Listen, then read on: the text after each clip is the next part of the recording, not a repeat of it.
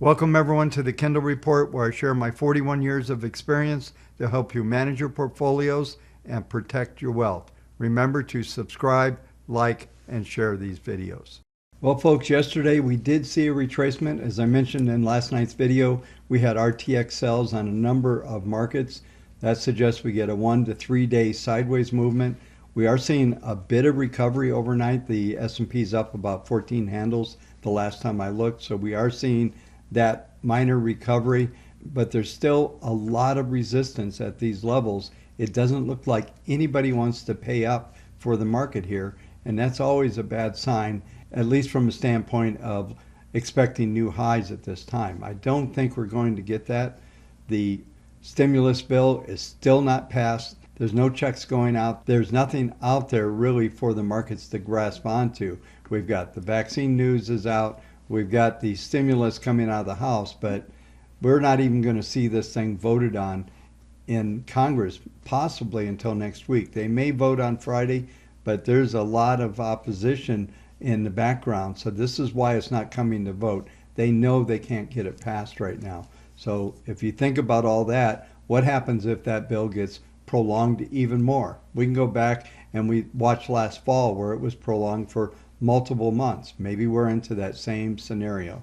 These folks are completely incapable of actually functioning and coming up with any real plans. And if you look at the stimulus plan, I think there's like 9% is actually for COVID.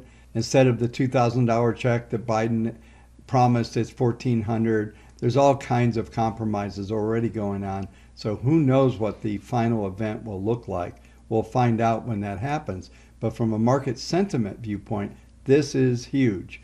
This is something that we need to pay attention to, because if the markets get more disappointed than they already are, we could see some further declines. But for right now, we're looking at trends that are still slightly biased to the upside. I'll go through all the details here in a minute in the technical section. Our database was neutral, nothing really to talk about there tonight. I'll go through a lot of details in the live stream at 1:30 New York time. So this video, as usual, before the live stream is somewhat brief. I'll cover all the numbers we need to have to come into the opening in the morning. But from the standpoint of looking at what's coming out before the open, we got ADP coming out. We're still looking at 150 to 170,000 new jobs. And then we're going to be looking right forward to the earnings that are coming out today. And there are some significant ones. Once again, some after the close, some before. But these are going to keep the sentiment really in this churning mode. I just don't see the event that's going to drive momentum back into the market at this moment in time. Maybe there's something unexpected, but for now, it doesn't look like it. Even Zoom got hammered yesterday, and it's the center of everything right now. It was down over 9%. So there's just a lot of things going on that are going to keep these markets in check. Just a brief review of yesterday's action. We did see the S&P down 0.8, NASDAQ was down 1.7, and the Russell was down 1.9. So we did see that retracement, as I mentioned earlier, and it's possible that we're going to see further retracements after maybe a higher opening in the morning. Like I mentioned a minute ago, I don't see the enthusiasm for people to go in and run and buy stock. A lot of these stocks that have been bid up are finally starting to see some selling. The leadership is becoming somewhat murky, and that's going to continue to keep the confusion and this sideways pattern going. Let's go ahead and take a look at the charts, see how they're set up for Wednesday.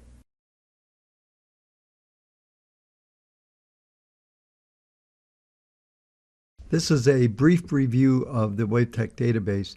There's very little action. It was basically a rotation day. There were 243 buy signals, and there were 320 sell signals. So there was a slightly negative to neutral ratio. The percent bullish remains at 31.15. So it's above the key level at 27.5. If we continue to stay above that, then that at least says we'll continue in this consolidation phase. No, there's been no positive rotation yet to really indicate that we're going to try to set up a pattern that is likely to render all-time new highs.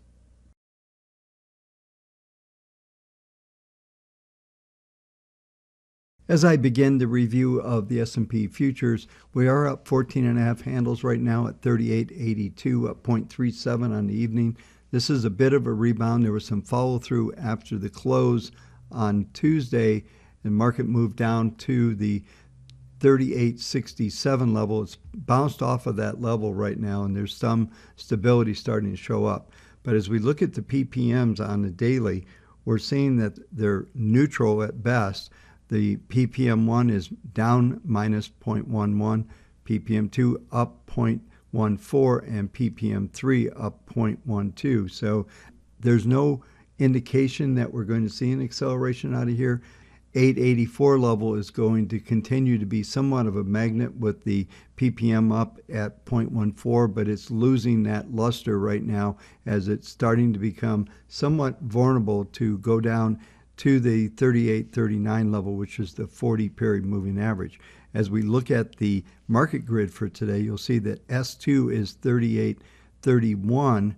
That is just below that level at the 40-period moving average. So it's likely we could see an S1, S2 level today.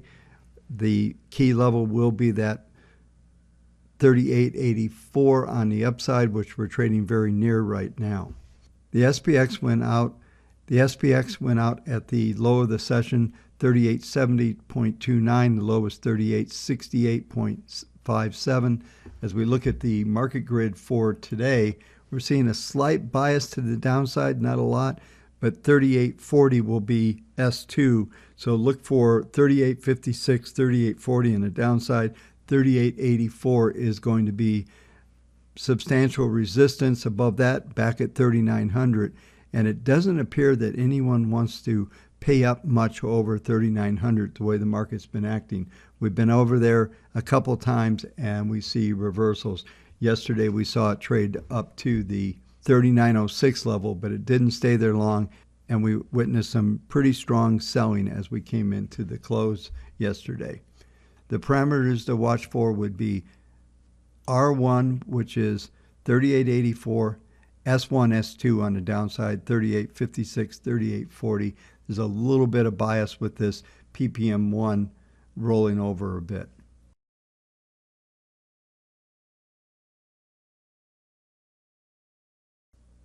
Next market overview is the NASDAQ.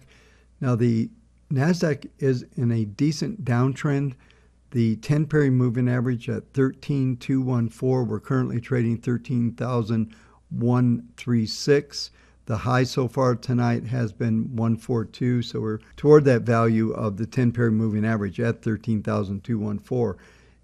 It doesn't look like we're going to be able to get above that level. There's only a 40% probability to rally above that level right now, with the PPM1 down at minus 0.42, in spite of having a decent bid overnight, being up 0.62 on the session, is possibly printing toward the higher end of what the range will be today. And the expected range for today will be between an R1, R2, 13,140, 13,235. We've already printed the R1. S1, S2 on the downside, 12,970, 12,875. So this will be the likely range, and as the momentum that is evident is negative at the moment, this is likely to last for a couple more days. The only thing that would start to turn this market is if we were able to close above that R2 number at 13,235.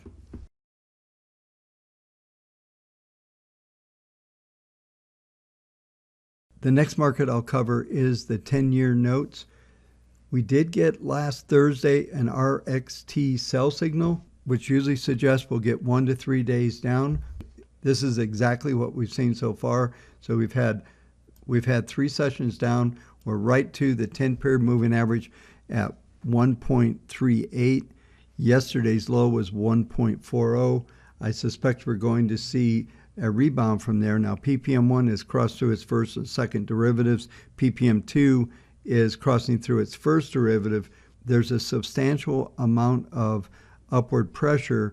This suggests that the market will remain slightly above or below the 10-period moving average at the 1.38. If we look at the market grid, 1.39 is S2, S3 1.36. I don't see us getting much below that 1.39 level.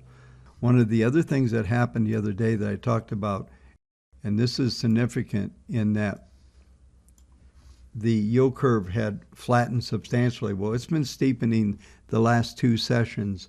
So we're seeing a comeback here, and this is also significant in that it tells us that that underlying uptrend in interest rates is still there and is likely to continue to consolidate for another day or so, but it's very possible by the end of the week we could see a resumption of yields starting to move higher again.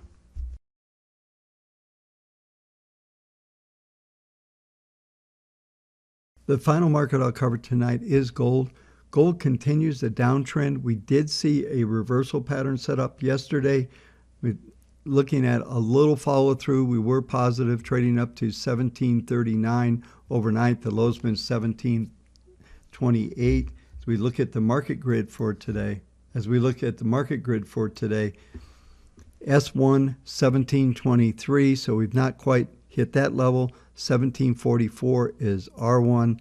I do expect to see the potential with that reversal yesterday as with a R2 high 1755, S1 1723 is likely to be the low.